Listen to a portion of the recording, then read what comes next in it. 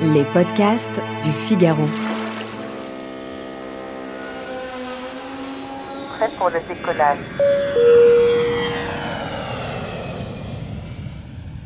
Bonjour Michel Lejoyeux. Bonjour. Vous êtes psychiatre, professeur de médecine et, comme votre nom l'indique déjà un peu, un spécialiste du bonheur. Alors le bonheur, on le touche du doigt pendant les vacances, mais souvent, malheureusement, les embouteillages, la reprise du travail et du train-train quotidien balayent un peu les bienfaits de ces quelques semaines de repos estival. Résultat, on se sent aussi fatigué qu'avant l'été. Alors pourquoi c'est si difficile de maintenir sur le long terme les bienfaits des vacances ? D'abord, permettez-moi, Claire, de vous dire que je suis professeur de médecine, que peu de gens viennent me voir pour la question du bonheur, mais vraiment pour la question de la santé. Donc on va peut-être diminuer un tout petit peu nos objectifs, vous voyez. Pas une espèce de bonheur absolu qu'on aurait pu avoir en vacances, un malheur absolu au retour des vacances, mais justement, vous voyez, ce qui fait qu'on peut, au fond, être un peu malheureux en vacances, c'est cette idée qu'il y aurait une sorte de capital bonheur, vous voyez, qu'il faudrait recharger ses batteries. Aucune médecine, aucune étude ne montre que le fait de se reposer augmente votre capital santé. Et puis il y a une autre erreur, c'est de se dire qu'on est des personnes multiples. Vous savez, c'était Montaigne qui disait, pour avoir fait ce livre sur En bonne santé avec Montaigne, qui rappelait qu'au fond, en vacances, on s'emmène toujours avec soi. Et à la rentrée, on va aussi s'emmener avec soi. Donc, nos névroses, nos angoisses, nos états d'âme, on les a eus pendant les vacances, on les aura à la rentrée. Ne fétichisons pas les vacances comme une sorte de panacée à toutes les maladies et à toutes les maladies du corps ou de l'esprit. On est parti avec nos angoisses, on revient avec nos angoisses. Jusque-là, c'est très rassurant. Souvent, les tracas commencent au moment de la route du retour des vacances avec les fameux embouteillages, les fameux bouchons. Comment est-ce qu'on survit à ça ? Vous savez, c'était un très vieux philosophe qui, pour le coup, a inspiré les thérapies comportementales, qui s'appelait Épictète, qui avait été repris par Marc Aurèle, qui disait « On est moins atteint par les choses que par l'idée qu'on se fait des choses. » Si, au premier ralentissement en voiture, et il y en aura, au premier retard de train, d'avion, à la première galère au moment où on va chercher ses valises, on se dit « Là, c'est une catastrophe. » Donc, si on donne à ces choses extrêmement banales une tonalité, un sens catastrophique, évidemment, elles vont l'avoir. Si on leur donne simplement le sens, et c'est comme ça que travaille la psychologie moderne sur laquelle je travaille, qui s'appelle la psychologie cognitive, si on se dit que simplement c'est la condition des vacances, qu'il n'y a pas de façon de partir sans avoir les aléas et du départ et du retour, on va déjà mieux le supporter. Donc vous voyez, il y a une autre petite chose qui fait du bien au retour des vacances, puis qui fait du bien tout le temps, c'est l'absence de pensée en tout ou rien. Soit mes vacances ont été totalement réussies, soit elles ont été totalement ratées. La réalité, c'est que c'est toujours un peu entre les deux. Il y a eu des choses qui ont marché et des choses qui n'ont pas marché. Apprendre les nuances, apprendre à penser en nuances de gris, avec le premier gris qui peuvent être les bouchons ou les encombrements, va considérablement aider. Alors l'une des autres sources de stress de la rentrée, c'est bien sûr la reprise du travail. Souvent, quand on est absent, finalement, on a l'impression que le travail s'accumule et qu'à la rentrée, on va se retrouver avec une montagne de choses à faire. Comment aborder cela plus sereinement ? Vous savez, on va être d'autant plus stressé par le travail qu'on reprend, qu'on a été incapable de l'interrompre. Peut-être qu'il faut se dire que moins on a été en vacances, plus au fond on a gardé l'esprit à ces dossiers, plus on va être déçu de les retrouver. Donc, première chose déjà, vraiment s'autoriser en vacances à ne pas avoir une espèce de poursuite d'un travail dans un no man's land. Moi, j'adore ces quelques jours où on est chez soi, on n'a pas encore repris le travail, on se réhabitue un peu. Là encore, ne soyons pas trop productivistes dans nos vacances. Vous voyez, il faut que chaque jour de vacances soit utilisé au maximum. Donc, le premier jour de reprise de travail doit l'être aussi. Donc, se ménager un petit temps de flottement comme ça, oui, ça aide. Oui, je pense que les petits temps de flottement sont très bons. Des vacances dans lesquelles je ne vais pas avoir un petit temps d'ennui, un petit temps vide, ne vont pas complètement me faire du bien. Donc, gardons aussi un peu d'ennui, même dans ces moments de retour de vacances. Souvent, on dort très bien en vacances et à la rentrée, ça se complique parce qu'il y a le retour du tracas quotidien et peut-être des mauvaises habitudes. Y a-t-il une clé pour dormir comme un bébé à la rentrée, malgré le retour des soucis et du tracas ? D'abord, on a tendance à idéaliser rétrospectivement son sommeil pendant les vacances. C'est pas vrai qu'on dort si bien en vacances. Chacun en fait l'expérience. Clairement, quand on est un peu moins fatigué, un peu moins sollicité par le travail, on va évidemment mieux dormir. Mais n'oubliez pas dans quel état vous avez été dans vos premiers jours de vacances. Vous risquez, là encore de manière un peu banale, le temps de vous resynchroniser, d'avoir quelques petites difficultés de sommeil à la rentrée. Toute la question est de savoir, est-ce que vous avez un trouble du sommeil chronique, persistant, gênant? Et dans ce cas-là, évidemment, il faudra être aidé. Ou est-ce que simplement ce changement de rythme, vous savez, quand on passe de l'heure d'hiver à l'heure d'été, on a déjà une petite difficulté.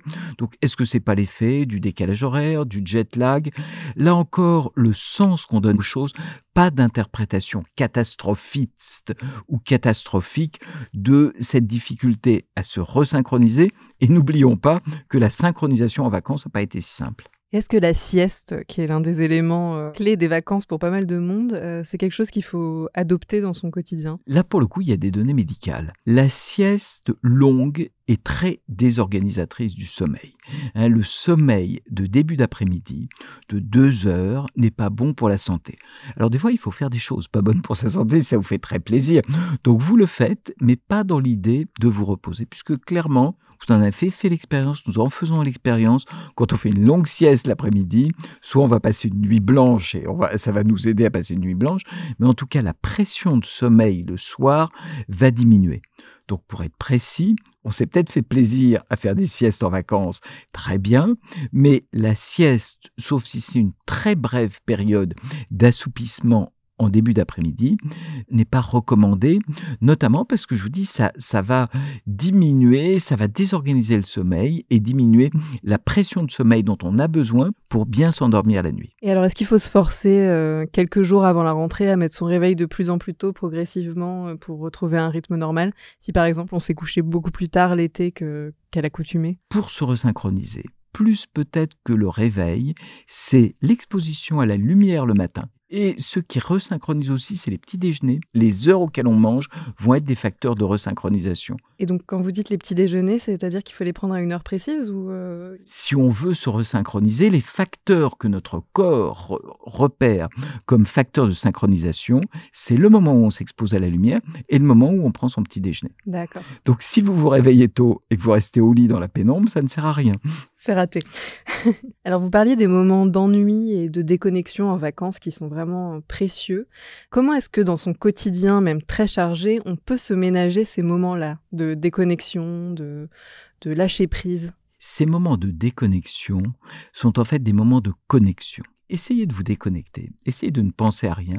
Vous allez voir arriver tous les soucis de la journée. C'est fatal. Donc, la manière qu'on a de se déconnecter, c'est de se concentrer sur une activité agréable. Donc, on peut se donner un rendez-vous avec soi-même, un petit quart d'heure, qu'on passe avec soi. Tout ça doit être très plaisant, très ludique. Ça peut être une musique sur laquelle vous avez envie de danser, avec une boisson qui vous plaît. En tout cas, ce rendez-vous avec soi est important. Et si je voulais continuer, vous voyez Claire, on a passé des moments de vacances avec ses proches. Et on a découvert à quel point, sauf si la relation avec les proches était compliquée, mais au fond que c'était agréable. Quand on va dîner avec ses amis, avec son mari, avec sa femme, avec ses enfants, on n'a pas été interrompu tout le temps. Et je pense qu'on peut garder à la rentrée cette idée de rendez-vous de couple, de famille, d'amis. C'est peut-être ça qui nous a plu en vacances. Vous voyez, c'est qu'à un moment, on a été totalement disponible à l'autre. L'autre qu'on aime, l'autre qui est familier, l'autre qui est un ami. Moi, je dirais bien qu'en suite de vacances, quelques dîners avec sa femme ou son mari, avec ses enfants, téléphone débranché, non disponible aux 1000 aléas qu'on va nous trouver, vont être une manière de reprendre des petits temps de vacances, mais pas vacances au sens du vide, mais justement très plein de ce partage émotionnel qui est finalement ce qui fait du bien. Alors si on parle alimentation maintenant, est-ce qu'il y a une assiette idéale de la rentrée? Moi, je crois beaucoup aux aliments plaisir. Je vois tellement, pour le coup, dans ma consultation, de patients qui ne mangent que des choses bonnes pour leur santé, qui mangent tous les jours le même plat parce qu'on leur a dit que ça avait des qualités. Donc, retrouver de la variété et du plaisir. Vous voyez, c'est un peu des choses qu'on a eues en vacances. On a découvert des tables, des cuisines qu'on n'aurait pas découvert habituellement. Et bien, on a le droit de continuer à le faire. On a le droit de continuer à tester un restaurant ou une cuisine qui ne soit pas celle qu'on fait. Ce qu'il ne faudrait pas, vous voyez, c'est que ce retour de vacances soit la réinstallation d'une routine terrible. Ça y est, je reprends mes repas de boulot. J'ai mon Tupperware avec ma salade qui a exactement le même nombre de grains de quinoa parce que j'ai lu dans un magazine que c'était bon. Et puis, là encore, je cite dans mon bouquin une étude très étonnante sur l'effet du champignon. Paru, alors pas dans une revue de médecine naturelle, mais dans ce qui est la grande revue de psychiatrie biologique nord-américaine, qui a montré que celles et ceux qui mangent des champignons 3 fois par semaine sont sensiblement moins anxieux et moins déprimés. Il y a 1000 hypothèses, les chercheurs se déchirent là-dessus. Une des hypothèses serait un effet antiradicaux libres et antioxydant au niveau cérébral. Je vous donne ça, pas pour vous imposer des champignons pendant la rentrée, mais en tout cas pour vous dire que cet aliment-là est important. Mais pour moi, le plus important reste plaisir et variété. La rentrée, c'est presque la saison des champignons en plus. Absolument. Vous l'avez un peu sous-entendu, la rentrée, c'est aussi le moment où on se fixe des bonnes résolutions. Un peu comme le début de l'année, c'est une espèce de moment charnière où on veut à tout prix tout changer dans sa vie. Et souvent, on ne les tient pas, ces bonnes résolutions. Alors, est-ce qu'il faut arrêter tout simplement ? Il faut que l'objectif, il obéisse à l'acronyme SMART. Il doit être simple. Si je me fixe un objectif trop compliqué, j'y arriverai pas. Demain, je suis un athlète. Demain, je me mets au basket. Demain, vous vous mettez à l'haltérophilie. Vous n'y arrivez pas. 2, il faut qu'il soit mesurable.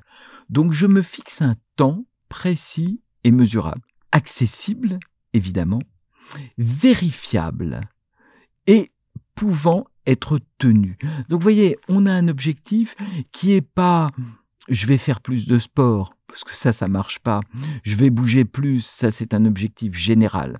On va avoir un objectif le plus concret possible. Une résolution qu'on prend, si on attend 24 ou 48 heures pour la tenir, on diminue de moitié les chances d'y arriver. Est-ce que le meilleur moyen de prolonger ses vacances, c'est pas finalement de planifier les suivantes ? Il y a une recherche très amusante, très anglo-saxonne, c'est probablement nos collègues anglo-saxons qui font ça, qui ont testé les bienfaits d'avoir des valises dans son salon. Et au fond, quand vous voyez une valise dans votre salon, vous dites, tiens, si elle est là, il y a anguille sous roche. Ça veut dire quelque chose. Et au fond, qui ont montré que les gens qui avaient assez longtemps des valises dans leur salon, globalement, allaient mieux parce qu'ils se représentaient la possibilité de prochaines vacances. Donc oui, bien sûr, pas tellement au sens de l'organisation, mais au sens, on n'est pas dans le tout ou rien. On va pas repartir dans une vie de bagne sans fin. Merci beaucoup Michel Lejoyeux. Merci à vous. Avec tous ces conseils, on devrait pouvoir passer une rentrée sans stress, ou en tout cas avec le moins de stress possible. Ouais, et puis on se rappelle, la rentrée, c'est pas une maladie. Vous savez, dans notre époque qui médicalise tout, j'ai jamais vu quelqu'un venir me voir en consultation en me disant « Écoutez, il faut que je vous voie d'urgence, je viens de rentrer de vacances ». Ne médicalisons pas, ne pathologisons pas tout. Il n'y a pas de médicaments à prendre le jour de la rentrée. Je rappelle que vous êtes psychiatre, professeur de médecine et que votre dernier livre s'appelle « En bonne santé avec Montaigne ». Merci. À bientôt.